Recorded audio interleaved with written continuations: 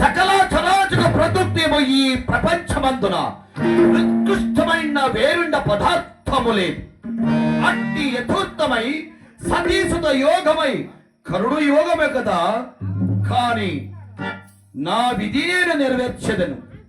పతి యోగము కడు దుర్భము కదా. ఆహా, ఎక్కడది దీనాలాభము?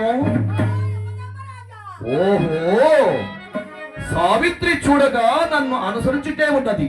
రానేమో ఈ ప్రదేశములు మహాదుర్గములు ఈమెకి వివరించి ఆవలకు పంపించుగాక.